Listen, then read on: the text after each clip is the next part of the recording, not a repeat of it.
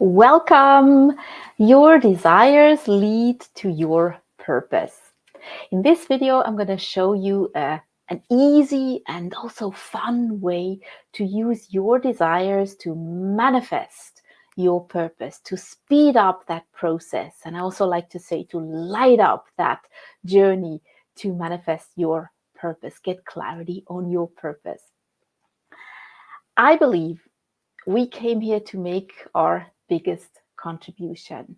And not just that, this 3D reality is the ideal place for us to grow and expand and to add to all that is, to add to what the universe is.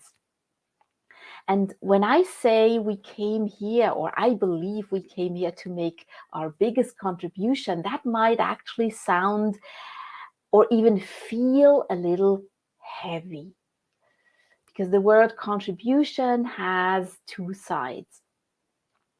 And I believe we came here to serve. But I don't mean it in a way that it feels heavy. I don't mean it in a way that says you need to persevere, you need to face challenges that you hate, you need to clench your teeth, you need to stay here in order to make that contribution. That really feels heavy. And it's absolutely not what I mean when I say you came here to make your biggest contribution. What I mean is so much more delicious. Let me share what I believe happened before we came here to Earth, before we incarnated, before our soul incarnated in this beautiful physical body that we have. And let me say this up front, you do not need to share this belief. It's absolutely okay if you do not share this belief. And I invite you to just take what feels good to you. And I'm going to share my belief, what I feel happened before we came here to planet Earth, doing a little what if game. So, before you came here in this physical body, on this planet, this physical reality planet here, what if your soul was fully aware of the fact that you have a one-of-a-kind unique gifts and talents that are greatly needed at this very particular time on Earth? And what if your soul was fully aware that your unique gifts and talents that only you have are something that you love to do, that it's something that you love to talk about, to share, to expand on, to add to, that your biggest contribution is fully aligned with who you really are? Have another what if. And what if your soul was fully aware that this 3D reality was the perfect playground to hone your unique gifts, to add to them, to make them even more unique, to make them even more authentic and fabulous and valuable? How does that feel? How does that feel? And I have two more what ifs.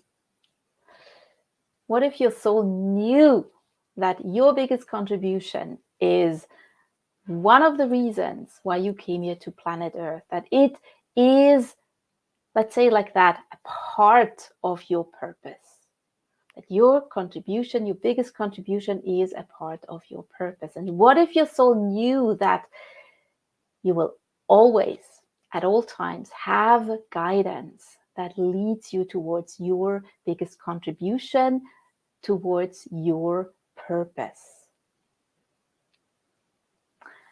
The good news is you are so in luck, and we are so in luck, because you have exactly that. You have guidance that is always available for you. And I'm not going to talk about your intuition today, because most of us are aware that our intuition is our guidance that guides us. Absolutely, it does guides us towards our purpose. But let's leave the intuition part for another discussion.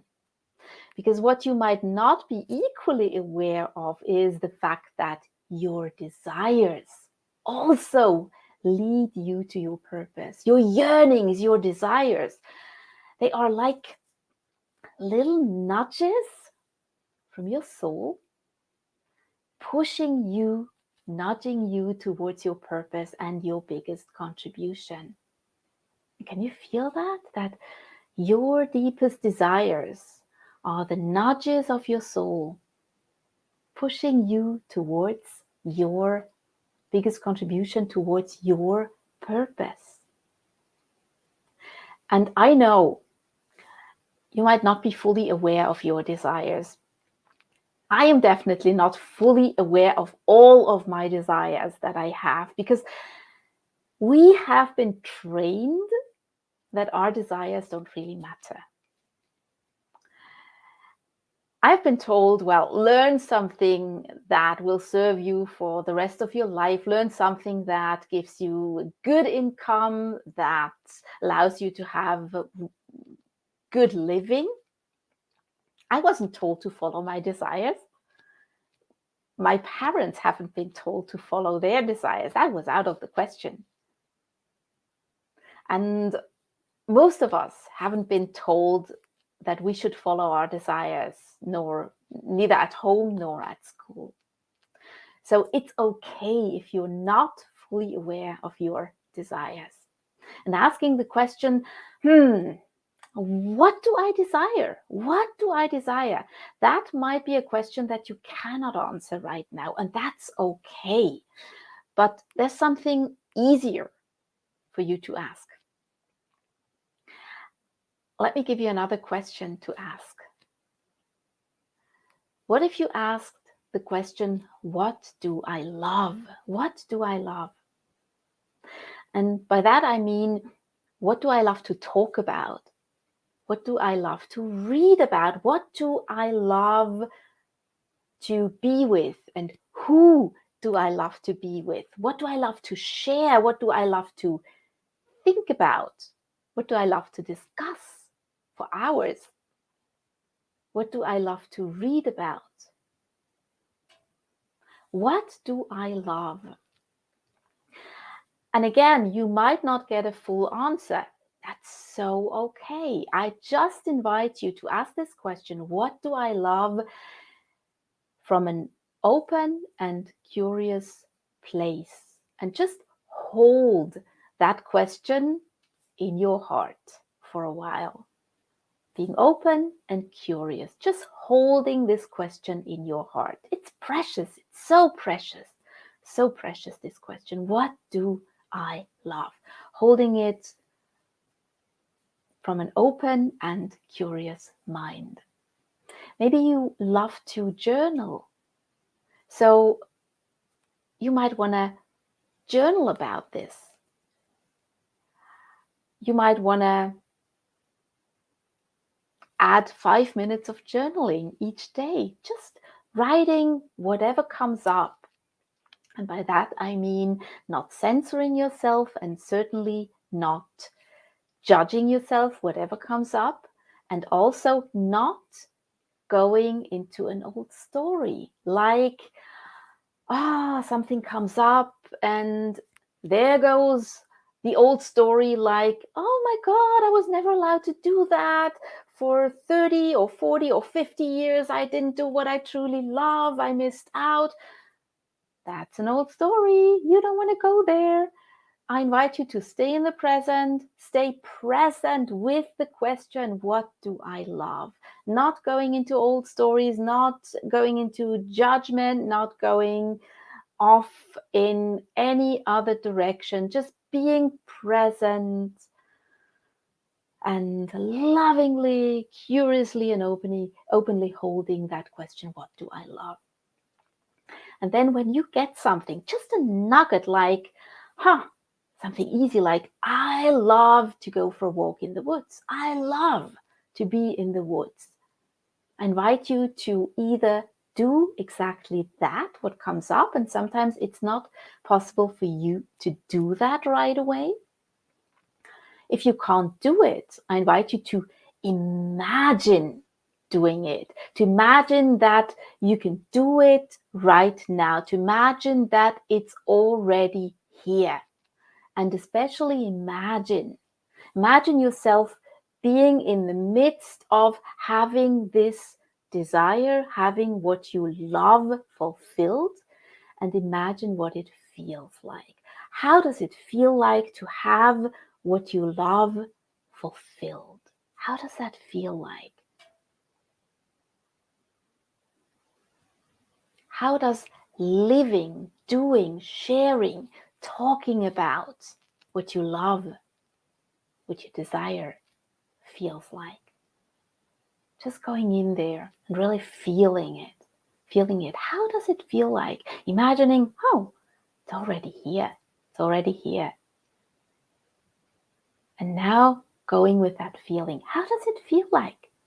Now that it's already here, now that I do it, now that I share it, now that I talk about it.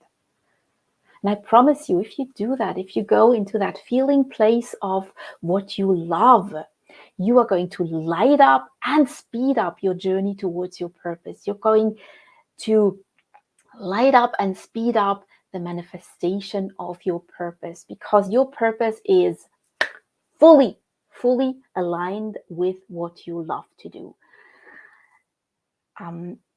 There's nothing about your purpose that is something that you need to force yourself to do. That's not purpose. Purpose is something that you so love to do. It's fully aligned with who you really are. Hope that feels lighter. Lighter than I'm here to make heavy a contribution. Yes, I'm here to make my contribution because it's so fully and deliciously aligned with who I truly am, with what I love to do and talk about and add to and share and be with. And my question for you today is, what comes up? What comes up when you ask yourself this question, what do I love? No censoring, no judging, no going into any old stories, no judging, ooh, this is too small, this is not the finite answer I'm waiting for. So what?